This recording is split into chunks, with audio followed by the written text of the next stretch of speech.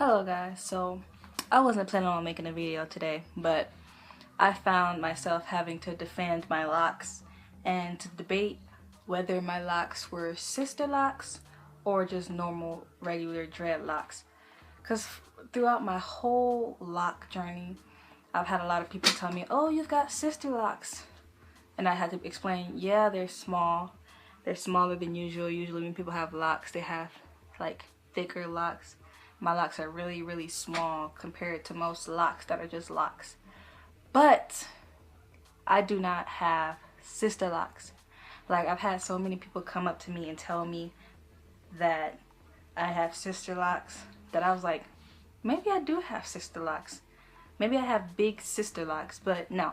I had to Google for myself, and I know Google's not that reliable, but I trust what I'm hearing because it sounds legit. So I have this article I read from www.leaf.tv about Sisterlocs versus Dreadlocs. Basically, what it's saying is that the difference between Sisterlocs and Dreadlocs is when you go get Sisterlocs and put in your hair, you basically like just have lots off the bat because they do the interlocking or the crochet method, or where they like put the lock through itself or like multiple times, and then you have locks that day, and they're really, really tiny. Like, I know my locks are tiny, but take a look. I started my locks by basically just the coil method. I did use the comb, twisted the comb. That's locks. That's how I started my locks. Yeah, my locks are small, and a lot of people can't get locks this small from the coil method, so they get Sisterlocs through the crochet method. But I had really nappy hair and a really, really tight curl pattern, so my hair was able to hold the coils in such small sections because my hair was really, really, really coily. And people with hair texture close or similar to mine would be able to get locks this small.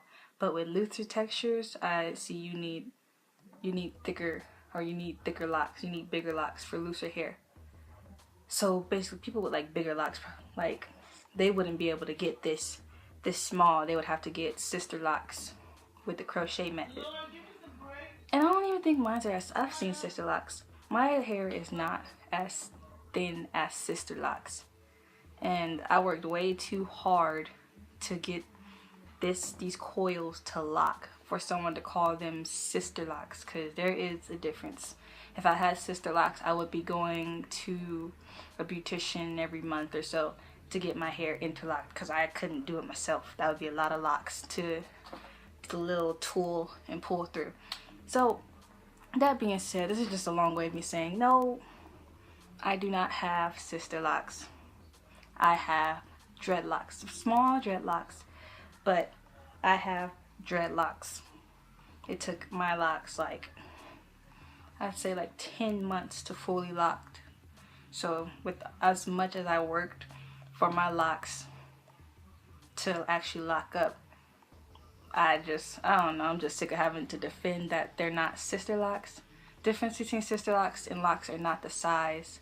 Well, it is a big part of it is the size, but just because someone has small locks doesn't mean that they have Sisterlocs. Like, even if I were to get tinier than this, I don't think it would be, I guess it would kind of, it's small, but it wouldn't be Sisterlocs unless I did that little crochet method or whatever.